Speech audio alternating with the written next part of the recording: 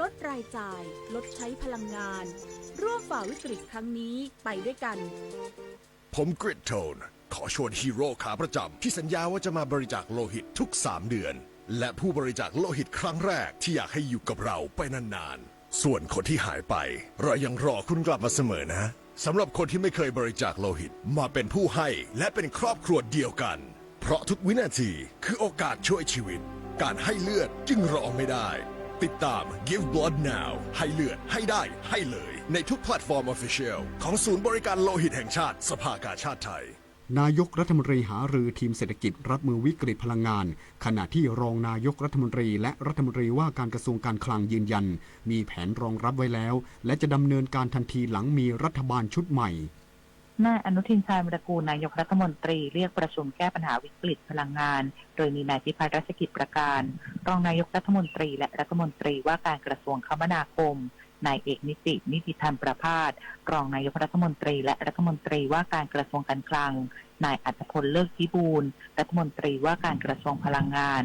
นายดนุชาพิชยนันท์เลขาธิการสภาพัฒนาการเศรษฐกิจและสังคมแห่งชาตินายอนันต์แก้วกำเนิดผู้อำนวยการสำนักงบประมาณและนายลวรนแสงสนิทปลัดกระทรวงการคลังเข้าร่วมประชุมที่ทำเนียบรัฐบาลก่อนที่นายพิพัฒน์รัชกิจประการรองนายกรัฐมนตรีและรัฐมนตรีว่าการกระทรวงคมนาคมในฐานะผู้อำนวยการศูนย์บริหารและติดตามสถานการณ์การสู้รบในภูมิภาคตะวันออกกลางหรือสปก.จะเป็นประธานการประชุมหารือสถานการณ์ด้านพลังงานในเวลา 16:30 น.วันนี้โดยก่อนการประชุมนายเอกนิติธรรมประภาสเปิดเผยว่าวันนี้จะมีการพูดคุยเรื่องน้ำมันรวมถึงมาตรการการช่วยเหลือประชาชนซึ่งมาตรการการช่วยเหลือได้เตรียมพร้อมทุกอย่างแล้วต้องรอรัฐบาลชุดใหม่ทั้งนี้ภายหลังการหารือจะนำข้อมูลมาแถลงให้รับทราบอีกครั้งย้ำว่าเป็นการพูดคุยมาตรการช่วยเหลือเพราะราคาน้ำมันในตลาดโลกมีความผันผวนสูงผลิตนาถขวัญแสนสุขรายงานโรงพยาบาลสตูลกำหนดมาตรการประหยัดพลังงานเพื่อรับมือวิกฤตน้ำมันและพลังงานโลกมุ่งเน้นการลดใช้ไฟฟ้าและเชื้อเพลิงแต่ยังคงคุณภาพการบริการทางการแพทย์นายแพทย์สงกรานต์จันทร์มุนีผู้อำนวยการโรงพยาบาลสตูลกล่าวว่าโรงพยาบาลสตูลกำหนดมาตรการประหยัดพลังงานช่วงวิกฤตน้ำมันและพลังงานโลกมุ่งเน้นการลดใช้ไฟฟ้าและเชื้อเพลิงอย่างจริงจังซึ่งยังคงคุณภาพการบริการทางการแพทย์ด้วยแนวคิดยาไม่ขาดรถฉุกเฉินไม่สะดุดโดยกำหนดมาตรการเป็นแนวทางดังนี้มาตรการประหยัดพลังงานด้านไฟฟ้าและอาคารลดการใช้ไฟฟ้าประหยัดไฟได้สูงถึง 80% ส่งเสริมการประชุมออนไลน์หรือเทเลเมดิซีนเพื่อลดการเดินทางมาตรการประหยัดน้ำมันเชื้อเพลิงการเดินทางร่วมกันลดการใช้รถยนต์ส่วนตัวและส่งเสริมการเดินทางร่วมกันในเส้นทางเดียวกันวางแผนการเดินทางของรถโรงพยาบาลอย่างรัดกุมเพื่อลดการใช้น้ำมันการบริหารจัดการและรณรงค์การใช้พลังงานการดูแลระบบยาทั้งในและนอกโรงพยาบาลและเครือข่ายสุขภาพลดการเดินทางจัดระบบการส่งยากลับบ้านในผู้ป่วยการทำหัตถการแก่ผู้ป่วยที่มีความฉุกเฉินเร่งด่วนทั้งนี้เพื่อการดูแลรักษาเป็นไปอย่างมีประสิทธิภาพในช่วงวิกฤตนี้อมรรัตน์ จันทร์พริมสวท.สตูลรายงานรัฐบาลญี่ปุ่นแสดงความเสียใจต่อเหตุการณ์ที่คนร้ายบุกรุกเข้าไปในสถานทูตจีนประจำญี่ปุ่นสำนักข่าวต่างประเทศรายงานโดยอ้างแถลงการของนายมิโนรุคิฮาระเลขาธิการคณะรัฐมนตรีญี่ปุ่นในวันนี้ที่แสดงความเสียใจต่อเหตุการณ์ที่เจ้าหน้าที่กองกำลังป้องกันตนเองของญี่ปุ่นวัย 23 ปีพร้อมอาวุธมีดปีนกำแพงและบุกรุกเข้าไปในพื้นที่ของสถานทูตจีนในกรุงโตเกียวเมื่อช่วงเช้าของวันอังคารที่ผ่านมาและข่มขู่ว่าจะสังหารเจ้าหน้าที่สถานทูตจีนนายคิฮาระเน้นย้ำว่ารัฐบาลญี่ปุ่นจะเพิ่มมาตรการรักษาความปลอดภัยรอบสถานทูตจีนรวมทั้งเสริมกำลังเจ้าหน้าที่เพื่อป้องกันไม่ให้เกิดเหตุการณ์ลักษณะนี้ซ้ำอีกท่ามกลางความตึงเครียดทางการทูตระหว่างญี่ปุ่นกับจีนนับตั้งแต่เดือนพฤศจิกายนปีที่แล้วทั้งนี้สถานทูตจีนประจำญี่ปุ่นยื่นหนังสือประท้วงอย่างเป็นทางการและเรียกร้องให้รัฐบาลญี่ปุ่นแสดงความรับผิดชอบต่อเหตุการณ์ดังกล่าวขณะที่เจ้าหน้าที่ตำรวจสามารถจับกุมตัวผู้ต้องสงสัยภายในวันก่อเหตุพร้อมตั้งข้อหาบุกรุกเคหสถานโดยมิชอบด้วยกฎหมายปิดไฟปิดแอร์เมื่อไม่ใช้ช่วยประหยัดค่าไฟลดการใช้พลังงานจบข่าวธราวุฒิวิชัยดิษฐ์อ่านรับฟังข่าวครั้งต่อไปเวลา 17 นาฬิกาครับติดตามข่าวที่นำเสนอไปแล้วได้ที่ www.thainews.prd.go.th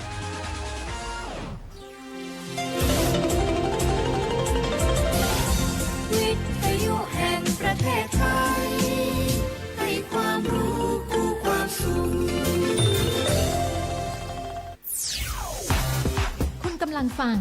สถานีวิทยุกระจายเสียงแห่งประเทศไทยจังหวัดลำปาง FM 97 เมกะเฮิรตซ์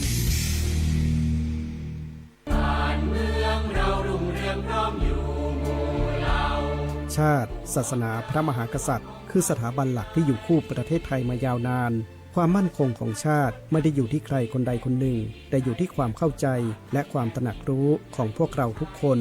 ร่วมกันปลูกฝังความภาคภูมิใจในความเป็นไทยศึกษาประวัติศาสตร์วัฒนธรรมและคุณูปการของสถาบันหลักเพื่อส่งต่อความเข้มแข็งนี้สู่ลูกหลานเราคือพลังรักชาติร่วมสร้างสรรค์และปกป้องผืนแผ่นดินไทยด้วยจิตสำนึกที่ดีสำนักงานประชาสัมพันธ์ที่ 3 กรมประชาสัมพันธ์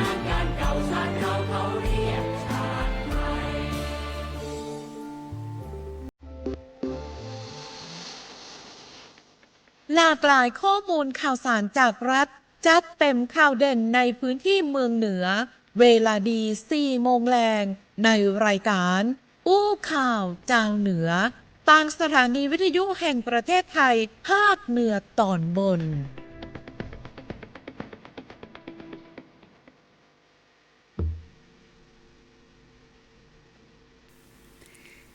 สวัสดีเจ้าคุณผู้ฟังคุณผู้ชมเจ้าตอนรับเข้าสู่รายการอู้ข่าวเจ้าเหนือวันนี้อยู่กับทีมงานสวทลำปางเจ้าออกอากาศวันจันทร์ถึงวันศุกร์เวลา 4 โมงหลังข่าวต้นชั่วโมงจนถึง 4 โมงเกิงโดยประมาณเจ้าบ่ว่าจะเป็นช่วงอู้ข่าวเจ้าเหนือข่าวสารบ้านเฮาเชียงใหม่ลำปางลำปูนแม่ฮ่องสอนนะเจ้าแล้วก็แหมช่วงหนึ่งก็เป็นอู้ข่าวเจ้าเหนือในช่วงข่าวสารบ้านเฮาเหมือนกันนะเจ้าก็จะเป็นตังแป่ตังน่านตังพะเยาตังเจียงไฮ้เจ้าวันนี้ฟังที่สวทลำปาง FM 97 เมกะเฮิรตซ์แล้วยังสามารถติดตามฟังวิทยุกระจายเสียงในส่วนของสวท8จังหวัดภาคเหนือตอนบนที่ห่วมภาพสัญญาณในวันนี้ตัวเจ้าวันนี้อยู่กับข้าเจ้าชุติการเราชายเจ้าฮับนันตี้ดำเนินรายการอูเอิญข่าวสารในช่วงอูข่าวเจ้าเหนือในวันนี้เจ้าในช่วงแรกที่เราจะไปในช่วงของข่าวสารบ้านเฮาเชียงใหม่ลำพูนลำปางแม่ฮ่องสอนกันก่อนเจ้าอู้ข่าวเจ้าเหนือช่วงข่าวสารบ้านเฮาเชียงใหม่ลำพูนลำปางแม่ฮ่องสอน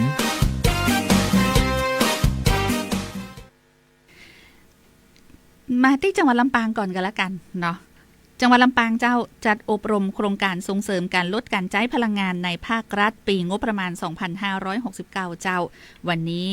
ในช่วงเจ้าที่ผ่านมาเจ้านายวิวัฒน์อินไทยวงศ์ผู้ว่าราชการจังหวัดลำปางได้มอบหมายให้ต่างด้านนายกฤษณพินิจรองผู้ว่าราชการจังหวัดลำปางเป็นประธานการอบรมโครงการส่งเสริมการลดการใช้พลังงานในภาครัฐปีงบประมาณ 2569 เจ้ามีการอบรมเชิงปฏิบัติการมีวัตถุประสงค์ก็คือปฏิบัติตามมติคณะรัฐมนตรีเพื่อกำหนดเป้าหมายให้หน่วยงานราชการลดการใช้พลังงานให้น้อยลงให้ได้เหลือ20%เพื่อลดภาระการใช้จ่ายและเป็นแบบอย่างที่ดีแก่ภาคเอกชนตลอดถึงพี่น้องประชาชนโดยก็มีกลุ่มหน่วยงานราชการในพื้นที่จังหวัดลำปางกลุ่มที่ทำการปกครองอำเภอและกลุ่มองค์กรปกครองส่วนท้องถิ่นเข้าร่วมอบรมในตัวนี้125 คนที่ห้องประชุมวังทานโรงแรมรีเจนต์ลอดจังหวัดลำปางก็อยู่หน้าสถานีนะเจ้าหน้าสวทลำปางของเฮาเจ้าจากลำปางแล้วไปตังเจียงใหม่ไปที่ฝางก่อนเนาะตังอำเภอฝางเจ้าร่วมกับกรมคุ้มครองสิทธิและเสรีภาพและภาคส่วนที่เกี่ยวข้องเจ้าประเมินสถานการณ์และเริ่มได้มีการวางแผนเชิงรุกในการแก้ไขปัญหาบุคคลไร้สัญชาติที่ห้องประชุมโรงเรียนบ้านเวียงฝางตำบลเวียงอำเภอฝางจังหวัดเจียงใหม่วาตีร้อยตรีนพรัตน์สุภกิจโกศลในอำเภอฝางจังหวัดเชียงใหม่เจ้าเป็นประธานในการ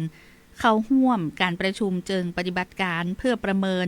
สถานการณ์และวางแผนความร่วมมือในการแก้ไขปัญหาความไร้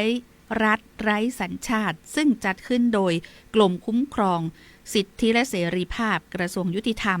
การประชุมในเตื้อนี้มีวัตถุประสงค์หลักก็คือชี้แจงแนวทางในการดำเนินงานภายใต้โครงการความร่วมมือเพื่อการเปลี่ยนแปลงเสริมสร้างความร่วมมือเพื่อยุติภาวะไร้รัฐไร้สัญชาติในประเทศไทยเจ้าโดยเน้นการวิเคราะห์สถานการณ์ปัจจุบันในพื้นที่อำเภอฝางซึ่งเป็นพื้นที่ที่มีความละเอียดอ่อนและก็มีสัดส่วนบุคคลที่ยังประสบปัญหาต่างสถานะต่างทะเบียนจำนวนนักโดยเฉพาะกลุ่มนักเรียนและนักศึกษา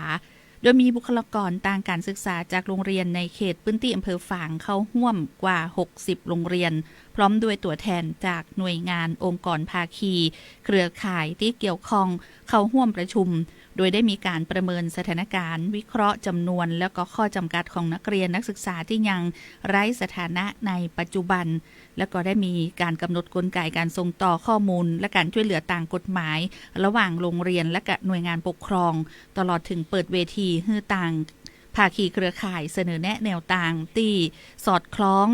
กับข้อเท็จจริงในพื้นที่เพื่อให้การดำเนินงานมีประสิทธิภาพถูกต้องตามกฎหมายผลสรุปจากการประชุมจะถูกนำไปกำหนดเป็นแนวทางในการปฏิบัติงานร่วมกันเพื่อขจัดอุปสรรคในการเข้าถึงสิทธิขั้นพื้นฐานของบุคคลไร้รัฐไร้สัญชาติคือได้รับความคุ้มครองและกับมีคุณภาพชีวิตที่ดีขึ้นสอดคล้องกับนโยบายของรัฐบาลและกับกฎหมายที่เกี่ยวข้องอย่างยั่งยืนต่อไปยังอยู่ที่จังหวัดเชียงใหม่เจ้านบยศ35แถลงผลปฏิบัติการสกัดกั้นยาเสพติดชายแดนเหนือรอบ6เดือนยึดยาบ้ากว่า319ล้านเม็ดเดินหน้ายกระดับการขยายผลทำลายเครือข่ายการค้ายาเสพติดเจ้าที่หอประชุมเฉลิมพระเกียรติ80พรรษาองค์การบริหารส่วนจังหวัดเชียงใหม่อำเภอเมืองจังหวัดเชียงใหม่หน่วยบัญชาการสกัดกั้นและปราบปรามยาเสพติดสารตั้งต้นและเคมีภัณฑ์ชายแดนภาคเหนือนบยศ35แถลงผลการดำเนินงานตามแผนปฏิบัติการรอบ6เดือนก็คือตุลา68ถึงมีนา69โดยมีทางด้านพลโทวรเทพบุญยะแม่ทัพภาคที่3ในฐานะผู้บัญชาการนบยศ35เป็นประธานแถลงข่าวพร้อมด้วยคณะผู้บริหารและผู้แทนจากหน่วยงานภายใต้แผนปฏิบัติการอย่างพร้อมเพรียงโดยมีการประเมินผลการปฏิบัติงานวิเคราะห์สถานการณ์ยาเสพติดในพื้นที่ชายแดนภาคเหนือเพื่อร่วมกันกำหนดแนวทางเพิ่มประสิทธิภาพการดำเนินงานในระยะถัดไปซึ่งผลการดำเนินงานจึงรุกในพื้นที่6จังหวัด25อำเภอชายแดนภาคเหนือตั้งแต่วันที่1ตุลาคม68ถึง15มีนาคม69ก็มีการสกัดกั้นสามารถตรวจยึดยาเสพติดได้เป็นจำนวนนักไม่ว่าจะเป็นยาบ้าไอซ์คีตามีนเฮโรอีนโดยการสกัดกั้นเกิดเหตุปะทะกับกลุ่มขบวนการกว่า38เตื้อสามารถจับกุมผู้ต้องหาได้133รายและก็มีฝ่ายขบวนการเนี่ยเสียชีวิตไป25รายโดยพื้นที่หลักอยู่ในพื้นที่จังหวัดเชียงรายและก็จังหวัดเชียงใหม่ทางนี้ปริมาณการตรวจยึดยาบ้าเพิ่มขึ้นเฉลี่ย86.67%เมื่อเปรียบเทียบกับปีที่ผ่านมาด้านการปราบปรามและการขยายผลสามารถดำเนินการขยายผลการจับกุมและก็ออกหมายจับเครือข่ายการค้ายาเสพติดรายสำคัญซึ่งมีนายทุนเคลื่อนไหวอยู่ในประเทศเพื่อนบ้านซึ่งก็มีการจับกุมได้8เครือข่ายโดยสามารถตรวจยึดทรัพย์สินกลุ่มกระบวนการค้ายาเสพติดกว่า322ล้านบาทนอกจากนี้ยังได้ตั้งด่านชั่วคราวและด่านถาวรครอบคลุมทั้ง6จังหวัด25อำเภอซึ่งก็มีการปฏิบัติการสุ่มตรวจค้นกว่า 4,000 เตื้อด้านการป้องกันก็ได้ดำเนินการส่งเสริมการมีส่วนร่วมของพี่น้องประชาชนตั้งชุดรักษาความปลอดภัยหมู่บ้านชายแดนแล้วกว่า 2,103 หมู่บ้านเพื่อเฝ้าระวังแจ้งเบาะแสสนับสนุนการปฏิบัติงานของเจ้าหน้าที่ในพื้นที่โดยชุดรักษาความปลอดภัยหมู่บ้านก็ได้ดำเนินกิจกรรมเฝ้าระวังในพื้นที่เสี่ยงกว่า 107,299 เตื้อด้านการอำนวยการก็ได้มีการดำเนินการขับเคลื่อนด้านการข่าวส่งเสริมให้มีการแลกเปลี่ยนข้อมูลระหว่างหน่วยงานการประชุมหารือกำกับติดตามการขับเคลื่อนการดำเนินงานรวมถึงจัดโครงการฝึกอบรม ชุดปฏิบัติการทุกภาคส่วนตลอดจนชุดรักษาความปลอดภัยในหมู่บ้านใจแดนให้มีศักยภาพสามารถดำเนินงานได้อย่างมีประสิทธิภาพนักขึ้นทั้งนี้สถานการณ์ยาเสพติดในปัจจุบันยังมีแนวโน้มที่รุนแรงโดยพบการผลิตในพื้นที่รัฐฉานและการลำเลียงผ่านประเทศเพื่อนบ้านเข้าสู่ประเทศไทยเพิ่มขึ้นรูปแบบการกระทำผิดก็มีความซับซ้อนนักขึ้นโดยทั้งการซุกซ่อนอยู่ในจ้องลับของยานพาหนะการอำพรางกับสินค้าทางการเกษตรก็ดีหรือว่าการใช้บริการขนส่งพัสดุภัณฑ์และมีการสื่อสารผ่านเครือข่ายดิจิทัลตอนนี้ก็ยังคงยึดแนวทางการบูรณาการในทุกมิติในการสกัดกั้นยาเสพติดตั้งแต่แนวใจแดนบังฮือเข้าสู่พื้นที่ตอนใน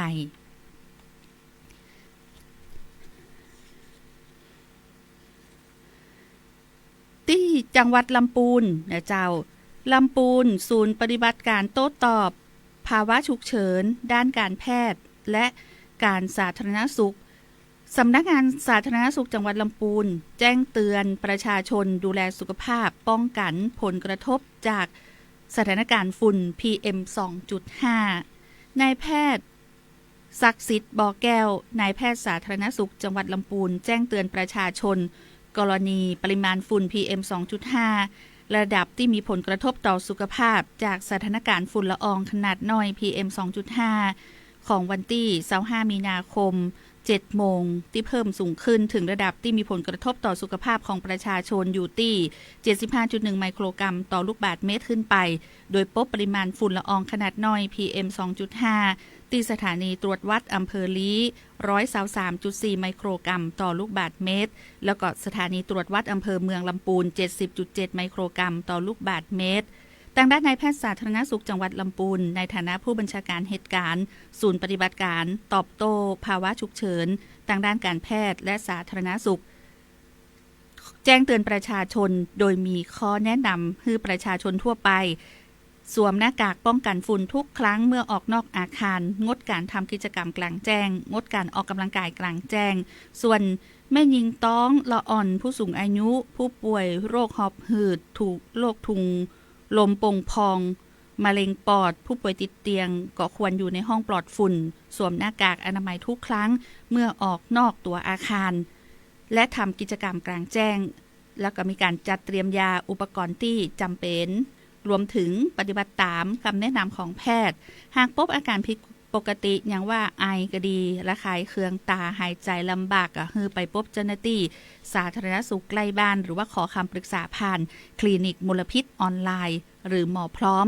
ขอความร่วมมือประชาชนงดการเผากู้อย่างจังใดก็ตามเจ้าบุคลากรสาธารณสุขแกนนำชุมชนและก็อสม.ร่วมปฏิบัติงานลงพื้นที่ดูแลกลุ่มเสี่ยงกลุ่มเปราะบางที่อาจได้รับผลกระทบจากฝุ่นละอองขนาดน้อย PM 2.5 ในพื้นที่จังหวัดลำพูนอย่างต่อเนื่องที่จังหวัดแม่ฮ่องสอนเจ้าสอนเข้มเปิดวอลุ่มสู้ไฟป่าหมอกควันใจข้อมูลจี้เป่าในพื้นที่เสี่ยงคุมสถานการณ์จึงรุกนายอุดมศักดิ์ข่าวนูนารองผู้ว่าราชการจังหวัดแม่ฮ่องสอนก็ได้เป็นประธานการประชุมคณะทำงานศูนย์ปฏิบัติการป้องกันและแก้ไขปัญหาไฟป่าหมอกควันและฝุ่นละอองวอลุ่มครั้งที่3ทับ2569เพื่อติดตามสถานการณ์และก็ยกระดับความการรับมืออย่างเข้มข้นที่ห้องประชุม GIS องค์การบริหารส่วนจังหวัดแม่ฮ่องสอนอำเภอเมืองจังหวัดแม่ฮ่องสอนซึ่งการประชุมเตื้อนี้กับมุ่งเน้นวิเคราะห์ในเรื่องของจุดความร้อนพื้นที่เผาไหม้ในช่วง1 มกราคมถึง23 มีนาคม 69เพื่อจี้เป่าพื้นที่เสี่ยงและกับวางแผนป้องกันเชิงรุกครอบคลุมพื้นที่ป่าอนุรักษ์และกับป่าสงวนแห่งชาติพร้อมติดตามผลการดำเนินงานตามแผนปฏิบัติการของต่างจังหวัดซึ่งรองผู้ว่าราชการจังหวัดก็ได้เน้นย้ำคือทุกหน่วยงานบูรณาการความร่วมมือเดินหน้า12มาตรการสำคัญของต่างจังหวัดเพื่อเพิ่มประสิทธิภาพการควบคุมสถานการณ์และก็ลดผลกระทบต่อสิ่งแวดล้อมและสุขภาพของประชาชนอย่างทันท่วงทีขณะเดียวกันต่างจังหวัดแม่ฮ่องสอนก็ยังคงประกาศห้ามเผาในที่โล่งทุกชนิดระหว่างวันที่1 กุมภาพันธ์ถึง30 เมษายน 2569 อย่างเคร่งครัดพ พร้อมนำเทคโนโลยีติดตามสถานการณ์ทั้งระบบในส่วนของ Hotspot ไฟล์ Monitoring และก็ในส่วนของการเฝ้าระวังต่างๆและก็การประเมินผลกระทบด้านสุขภาพโดยยังอยู่ที่แม่ฮ่องสอนเจ้าแม่เสรียงทหารพราน36 ส่วนที่กำลังร่วมกับปกครองแม่เสรียงตำรวจปปสภาค 5 ยึดฟินดิบ10 ก้อนน้ำหนัก16 กิโลกรัมชายแดนเสาหินจังหวัดแม่ฮ่องสอนภายหลังจากหน่วยเฉพาะกิจกรมทหารพรานที่36ได้รับแจ้งเบาะแสว่าจะมีการลักลอบลำเลียงยาเสพติดประเภทฟินดิบเข้ามาในพื้นที่ชายแดนเสาหินอำเภอแม่เสรียงจังหวัดแม่ฮ่องสอนโดยทางพันเอกต่อพงษ์ชำนาญอาสาผู้บังคับหน่วยเฉพาะกิจกรมทหารพรานที่36ได้มอบหมายให้ทางพันตรีสอนนรินทร์สุมาลีนายทหารฝ่ายการข่าวนำกำลังพลทหารพราน100ทพ3603 ส่วนที่กำลังร่วมกับกองกำกับการสพจังหวัดแม่ฮ่องสอนและก็สพเสาหินชุดปฏิบัติการพิเศษฝ่ายปกครองแม่เสรียงและก็เจ้าหน้าที่ปปสภาค 5เข้าทำการซุ่มลาดตระเวนเฝ้าระวังตรวจพื้นที่ดังกล่าวจากพื้นที่บ้านห้วยทรายบ้านแม่แจ๊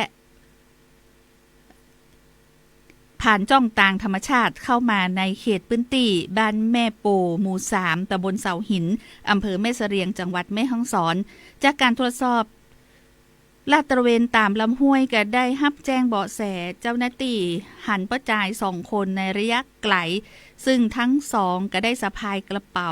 น่าสงสัยท่าทางมีพิรุษเดินลักษณะเห่งหีบมีพิรุษเดินตัวยกันลงมาตามทางเดินสันดอยจากทิศเหนือซึ่งติดกับเขตของประเทศเมียนมาขณะเดียวกันบุคคลทั้งสองเมื่อหันเจ้าหน้าที่ก็ได้ขว้างกระเป๋าเป้จำนวน2 ใบและใช้ความชำนาญในเส้นทางวิ่งหลบหนีไปได้ผลการปฏิบัติสามารถตรวจยึดของกลางเป็นยาเสพติดถือโทษประเภท2ฟินดิบจำนวน10 ห่อน้ำหนักรวมสิ่งห่อหุ้มประมาณ16 กิโลกรัมจึงนำยาเสพติดที่ทำการตรวจยึดได้ส่งพนักงานสอบสวนสภ.เสาหินสืบสวนขยายผลเพื่อติดตามผู้เกี่ยวข้องมาดำเนินคดีตามกฎหมายต่อไปฟินดิบเจ้าหน้าที่ที่ตรวจยึดได้เตือนนี้จะถูกนำส่งจำหน่ายให้กับกลุ่มผู้ค้าเครือข่ายเชื่อมโยงในพื้นที่ตำบลเสาหินอำเภอแม่เสรียงพื้นที่ตำบลแม่ลาหลวงอำเภอแม่ลาน้อยจังหวัดแม่ฮ่องสอนและกับกลุ่มผู้เสพอำเภอลี้จังหวัดลำพูนโดยอาศัยการลักลอบลำเลียงปะปนไปกับรถที่เดินทางสัญจรเข้าออกและสินค้าทางการเกษตรซึ่งราคาซื้อขายฝั่งไทยจะมีราคาถุงสูงจะมีราคาสูงถึงจ้อยละ 20,000 ถึง 30,000 บาทจ้อยก็คือจำนวน10 ห่อจากเจ้าคุณผู้ฟังเจ้าอันนี้ก็เป็นเรื่องของการตรวจยึดได้ในพื้นที่แม่เสรียงเนาะพักกันกำเดียวเจ้าเดียวเรามาติดตามในช่วงข่าวสารบ้านเฮาช่วงเจียงไฮ้พะเยาแป้น่านเจ้าอู้ข่าวเจ้าเหนือช่วงข่าวสารบ้านเฮาเจียงไฮ้พะเยาแป้น่าน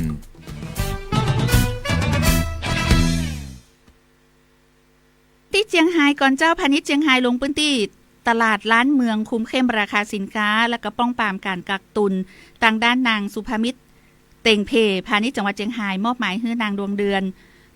กลมาศหัวหน้ากลุ่มกำกับและพัฒนาเศรษฐกิจการค้าลงพื้นที่ติดตามสถานการณ์ราคาสินค้าอุปโภคบริโภคเพื่อกำกับดูแลการจำหน่ายสินค้าและบริการป้องปรามบ่ให้มีการกักตุนจากการลงพื้นที่ตรวจสอบพบว่าราคาสินค้าอุปโภคบริโภคส่วนใหญ่ทรงตัวอยู่ในระดับปกติแบบว่าหมูสดไก่สดไข่ไก่ราคาปรับขึ้นเล็กน้อยตามกลไกตลาดและฤดูกาลผลิตเจ้าอันนี้ก็เป็นการลงสุ่มตรวจและก็แนวโน้มในเรื่องของสินค้าบางรายการที่มีราคาปรับตัวสูงขึ้นก็มีเรื่องของผลิตภัณฑ์พลาสติกนะเจ้าอันนี้ก็เป็นไปตามกลไกของตลาดนะเจ้าทั้งนี้ก็ได้มีการกำชับผู้ประกอบการปฏิบัติตามพระราชบัญญัติว่าด้วยสินค้าและบริการพุทธศักราช 2542 ห้ามกักตุนสินค้าเด็ดขาดแล้วก็ห้ามปฏิเสธการขายหรือว่าฉกฉวยโอกาสขึ้นราคาโดยบ่มีเหตุอันควรที่พะเยาผู้ว่าพะเยาสั่งทุกอำเภอจัดระเบียบปั๊มน้ำมันอำนวยความสะดวกประชาชนลด การรอคิวแบบไร้จุดหมายนะเจ้าดังด้านนางสาวออนอาภาโลวีระผู้ว่าราชการจังหวัดพะเยาได้สั่งการด่วนไปยังในอำเภอทุกแห่งฮือบูรณาการกำลังร่วมกับต่างปลัดอำเภอสมาชิกกองอาสารักษาดินแดนหรือว่าอสหน่วยงานที่เกี่ยวข้องเข้าอำนวยความสะดวกบริหารจัดการสถานบริการน้ำมันในพื้นที่เพื่อฮือการบริการประชาชนเป็นไปด้วยความเรียบร้อยทั่วถึงโดยเน้นย้ำภารกิจ3ด้านก็คือด้านการประชาสัมพันธ์ชนิดน้ำมันที่มีจำหน่ายในแต่ละปั๊มคือชัดเจนและก็ช่วยจัดแถวรถในแต่ละจ้องเติมน้ำมันบ่ฮือกีดขวางการจราจรและประสานผู้จัดการปั๊มเพื่อเช็คปริมาณน้ำมันคงเหลือและประเมินจำนวนรถที่สามารถฮือบริการได้เพื่อแจ้งฮือกับพี่น้องประชาชนทราบล่วงหน้าเจ้าที่จังหวัดแพร่เจ้าผู้ว่าราชการจังหวัดแพร่นำทีมลงพื้นที่ตรวจเข้มคลังน้ำมันเด่นใจจียอดใจปุ้งเกือบเต้าตัวแต่ว่าก็ยังควบคุมสถานการณ์ได้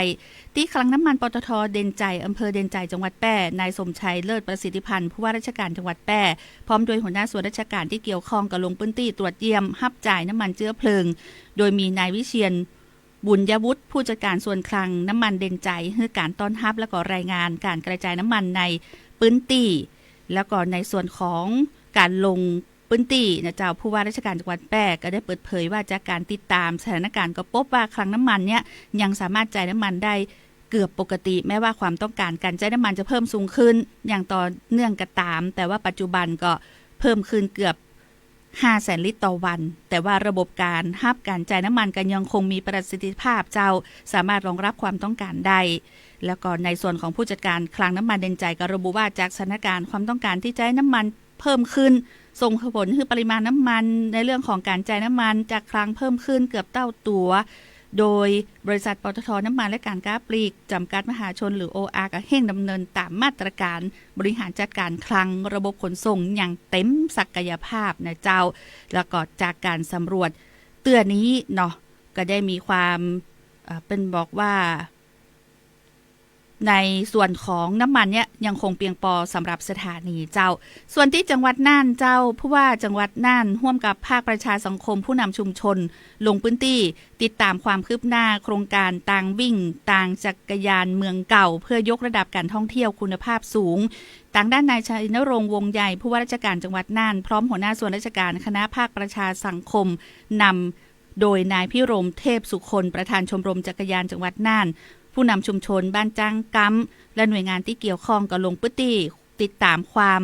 คืบหน้าโครงการก่อสร้างต่างวิ่งและต่างจักรยานบริเวณพื้นที่เมืองเก่าเพื่อผลักดันให้เป็นพื้นที่นันทนาการและก็แหล่งท่องเที่ยวเชิงสุขภาพใหม่ของจังหวัดเจ้าซึ่งต่างผู้ว่าราชการจังหวัดน่านก็เปิดเผยว่าโครงการนี้จะกลายเป็นแห่งหนึ่งแลนด์มาร์คที่สำคัญของจังหวัดน่านตัวเจ้าและนี่ก็คือทั้งหมดในประเด็นในช่วงของอู้ข่าวเจ้าเหนือในวันนี้ในช่วงต่อไปขอเชิญติดตามรายการพิเศษใต้ร่มพระบารมีพระพันปีหลวงพบกับทางสวท.กระบี่สวัสดีเจ้า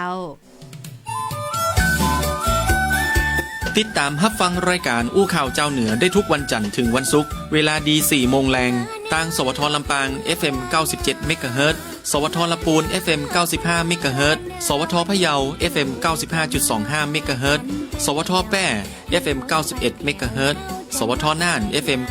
94.75 เมกะเฮิรตซ์สวท.เชียงใหม่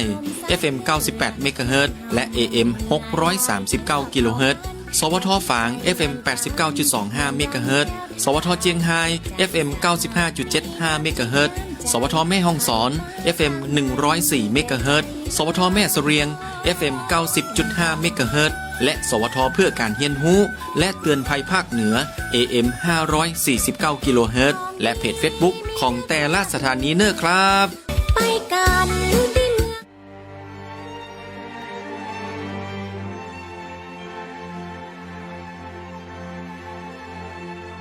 สถานีวิทยุกระจายเสียงแห่งประเทศไทย 70 สถานีทั่วทุกภูมิภาคเสนอรายการใต้ร่มพระบารมีพระพันปีหลวง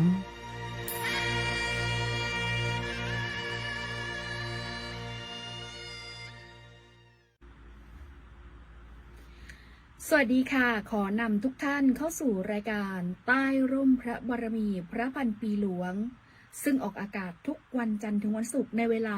16:30 นาทีถึง 17 นาฬิกาทางสถานีวิทยุกระจายเสียงแห่งประเทศไทย 70 สถานีของกรมประชาสัมพันธ์วันนี้พบกับดิฉันณัฐมนต์ชัยศิริรับหน้าที่ดำเนินรายการค่ะในช่วงแรกของรายการวันนี้ขอนำท่านผู้ชมทุกท่านร่วมรำลึกถึงเมื่อครั้งสมเด็จพระนางเจ้าสิริกิติ์พระบรมราชินีนาถพระบรมราชชนนีพันปีหลวงเสด็จพระราชดำเนินประพาสณจังหวัดกระบี่ยังคงความปลื้มปิติแก่ประสบกนิกรในพื้นที่เป็นอย่างยิ่งนำพาทุกท่านไปติดตามในช่วงของภาพเก่าเล่าเรื่องรอยพระบาทแห่งความรักในธรรมชาติณอุทยานแห่งชาติธารบกขรณีค่ะขอนำทุกท่านเข้าสู่ช่วงภาพเก่าเล่าเรื่อง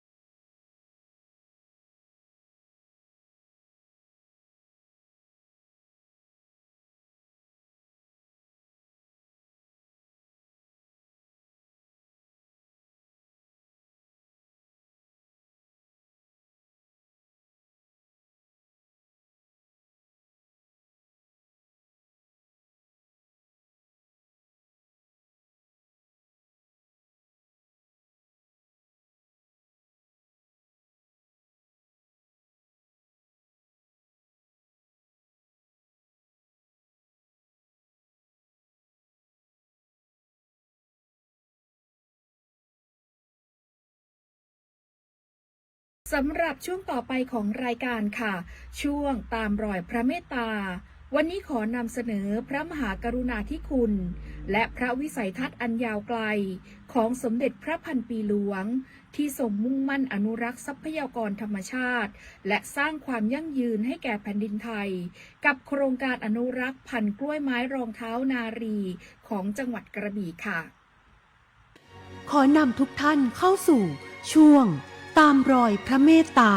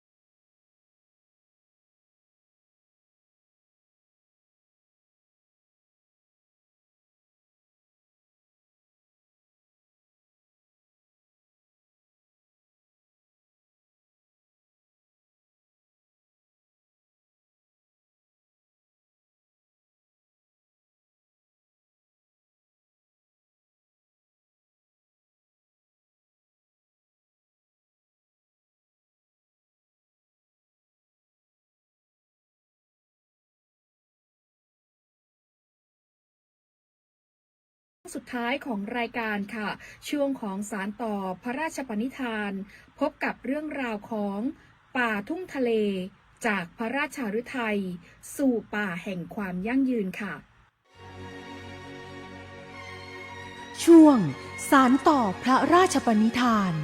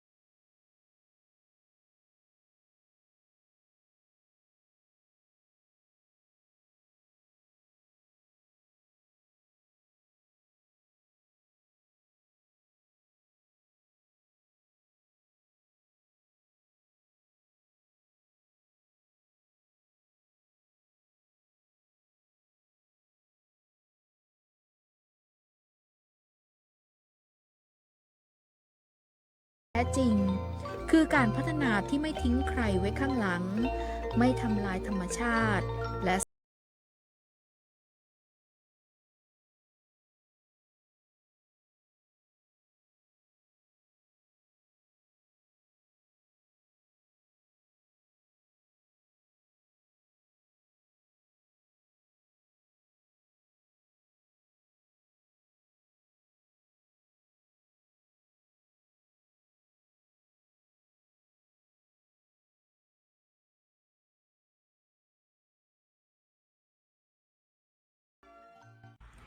และทั้งหมดนี้นะคะคือเรื่องราวที่ทรงคุณค่า